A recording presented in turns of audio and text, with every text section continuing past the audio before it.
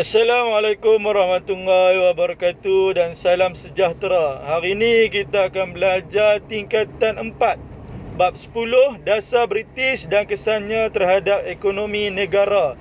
Di bawah tajuk kecilnya, perkhidmatan kesihatan. Baiklah, sebelum cikgu nak mengajar, cikgu nak minta semua guru dan pelajar-pelajar untuk subscribe video cikgu ni agar cikgu boleh menambah lagi tajuk-tajuk yang lain. Di bawah tajuk perkhidmatan kesihatan ada 4 perkara yang akan dipelajari. Yang pertama, hospital kerajaan dan pusat kesihatan.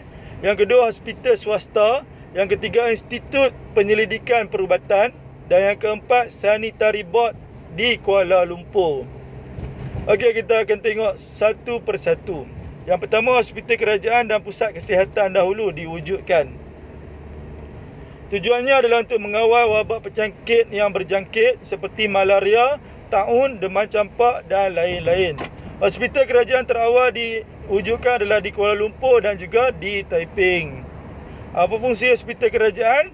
Mengawal wabak penyakit yang berjangkit. Ingatlah, fungsi hospital kerajaan waktu zaman pemerintahan British ini adalah mengawal wabak penyakit yang berjangkit. Hospital terawal di mana? Taiping dan Kuala Lumpur. Okey, yang kedua adalah hospital swasta ditubuhkan.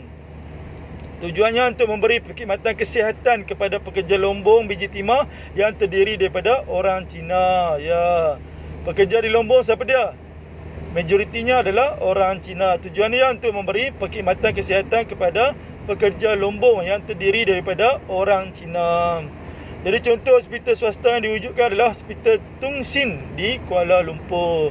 Apa nama hospital swasta yang diwujudkan? Hospital Tung Sin di Kuala Lumpur. Okey, seterusnya Institut Penyelidikan Perubatan ditubuhkan. Tujuannya adalah untuk mengkaji punca penyakit dan langkah pencegahan. Apa tujuan Institut Penyelidikan Perubatan? Ada 2 tujuan.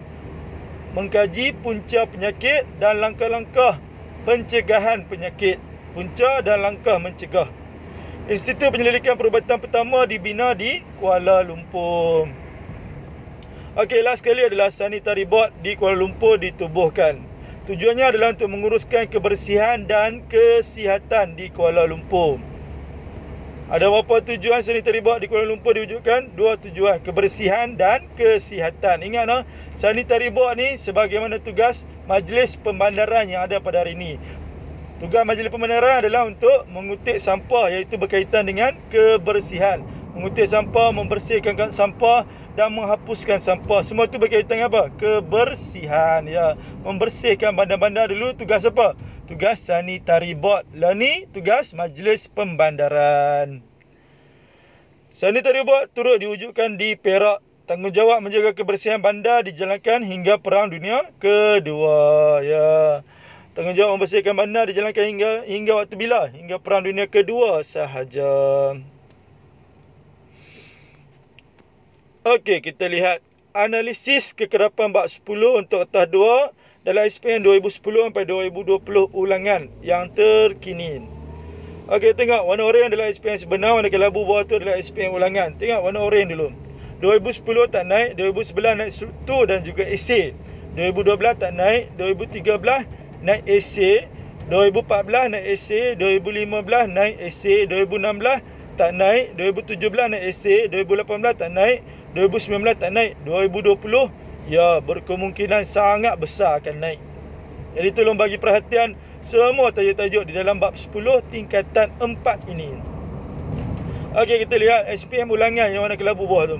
14 ulangan tak naik, 15 ulangan naik struktur, 16 ulangan tak naik, 17 ulangan naik esei, 18 ulangan naik esei, 19 ulangan naik esei, 2020 ulangan juga tak naik. Jadi bagi pelajar yang ambil SPM pada tahun 2020 ni, tolong bagi perhatian yang sangat-sangat tajuk ni. Iaitu pelajar yang ambil Januari 2021 ni. Tolong bagi perhatian sebab apa? Sebab berkemungkinan sangat besar akan naik satu soalan dalam SPM pada tahun 2020 ini, iaitu Januari 2021. Okey, seterusnya kita lihat analisis kekerapan tajuk untuk kertas 2 dalam SPM 2010 sampai 2020 ulangan.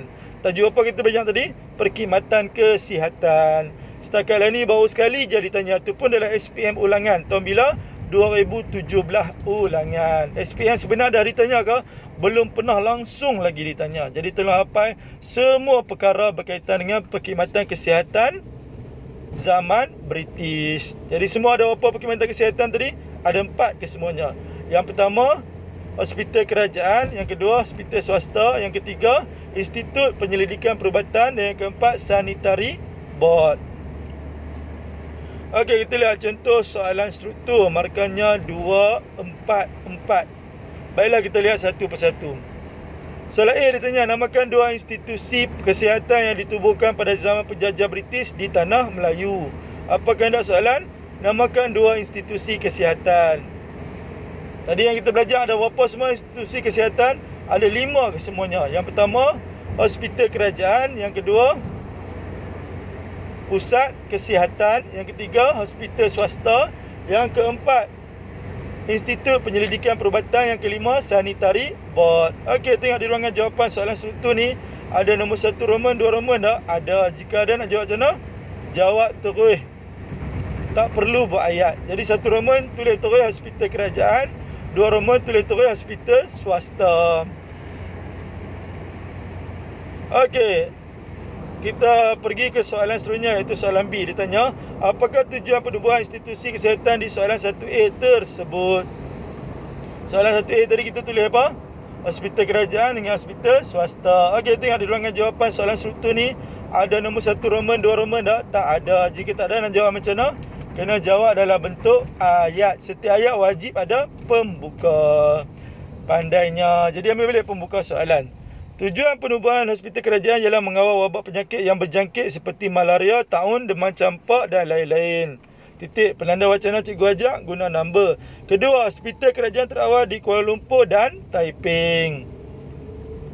Itu macam mana nak huraikan pula hospital swasta? Menggunakan perkataan manakala.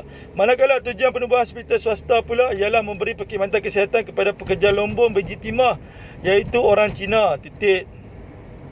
Penanda wacana apa cikgu ajak? Guna number. Jadi kedua, contoh hospital swasta ialah Hospital Tung Sin di Kuala Lumpur. Okey, seterusnya kita lihat contoh soalan kebat untuk struktur. Soalan tanya, pada pendapat anda, apakah kepentingan institusi kesihatan kepada negara? Apa kehendak soalan? Kepentingan institusi kesihatan kepada negara. Okey, tengok di ruangan jawapan soalan struktur ni. Ada nombor 1 Roman, 2 Roman tak? Tak ada. Jika tak ada, nak jawab macam mana? Kena jawab dalam bentuk ayat. Setiap ayat wajib ada pembuka. Pandainya. Okey, ambil balik pembuka soalan. Kepentingan institusi kesihatan kepada negara ialah untuk mengawal wabak penyakit seperti coronavirus. Titik.